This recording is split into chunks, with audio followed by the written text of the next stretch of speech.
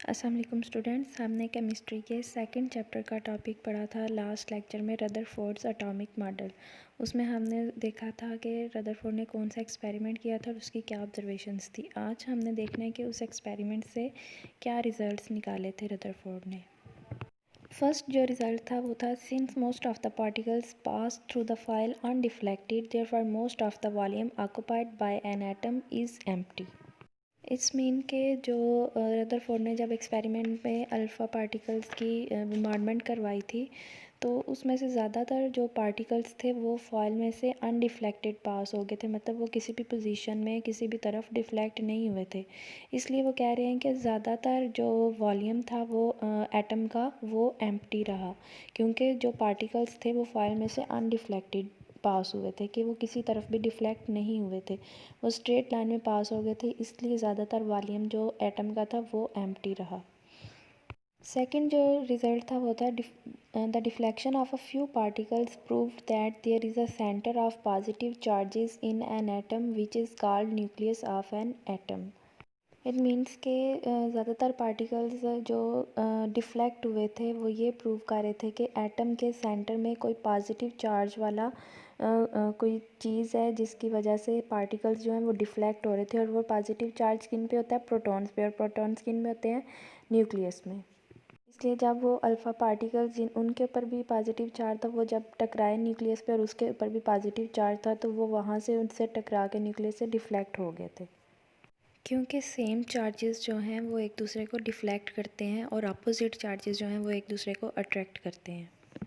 Next third जो result था वो था, the complete rebounce of a few particles show that the nucleus is very dense and hard. इसका मतलब ये कि जो पार्टिकल्स टोटली पीछे की तरफ मुड़ गए थे वो ये शो कर रहे थे कि न्यूक्लियस एक बहुत ही हार्ड चीज़ है। फोर्थ रिजल्ट था, since a few particles were deflected it shows that the size of the nucleus is very small as compare to the volume of an atom. मतलब ये कि जो पार्टिकल्स डिफ्लेक्ट हो गए थे वो ये शो कर रहे थे कि न्यूक्लियस एक बहुत स्मॉल चीज़ है as compare to the volume of an atom, के एटम के मुकाबले में न्यूक्लियस एक स्मॉल चीज़ है। आगे फिफ्थ पॉइंट था, the electrons revolve around the nucleus, के इलेक्ट्रॉन्स जो हैं वो न्यूक्लियस के अराउंड रिवॉल्व करते हैं शेल्स में। नेक्स्ट सिक्स पॉइंट है, an atom as a whole is neutral therefore the number of electrons in an atom is equal to the number of protons, के ओवरऑल एटम न्यूट्रल होता है, इसलिए जो number of protons हैं वो equal होते हैं नंबर ऑफ प्रोटॉन्स के। नंबर ऑफ इलेक्ट्रॉन्स और प्रोटॉन्स सेम होते हैं।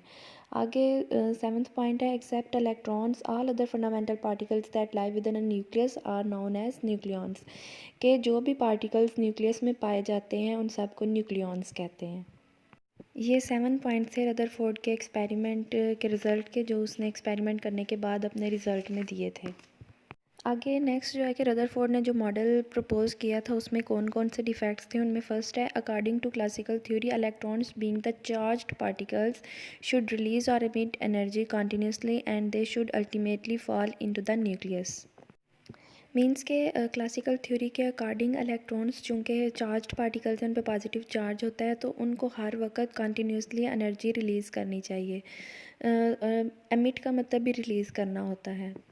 सेकंड जो डिफेक्ट था वो था, if the electrons emit energy continuously they should form a continuous spectrum but in fact line spectrum was observed, कि अगर इलेक्ट्रॉन्स कंटिन्यूसली एनर्जी रिलीज़ करते रहें तो वो उनको एक कंटिन्यूस स्पेक्ट्रम शो करना चाहिए, कि एक कंटिन्यूस स्पेक्ट्रम बनना चाहिए जब इलेक्ट्रॉन्स एनर्जी रिलीज़ कर रहे होते हैं। कंटिन्यूस स्पेक्ट्रम कौन सा होता है और लाइन स्पेक्ट्रम कौन सा होता है, मैं आपको बताती हूँ।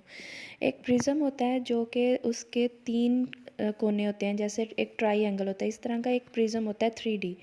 उसके अगर एक साइड पे आप कोई लाइट डाल रहे हैं, तो अगर दूसरी साइड से 7 रेज़ अगर उसकी निकल रही हैं तो वो होता है कंटिन्यूस स्पेक्ट्रम। वो कौन सा बन जाता है?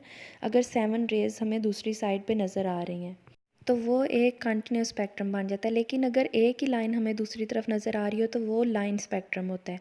वो इसमें वो दूसरा डिफेक्ट उन्होंने बताया था कि अगर इलेक्ट्रॉन्स कंटिन्यूसली एनर्जी रिलीज़ कर रहे हैं तो उनको एक कंटिन्यूस स्पेक्ट्रम शो करना चाहिए, लेकिन वहाँ पे लाइन स्पेक्ट्रम ऑब्जर्व कर रहे थे।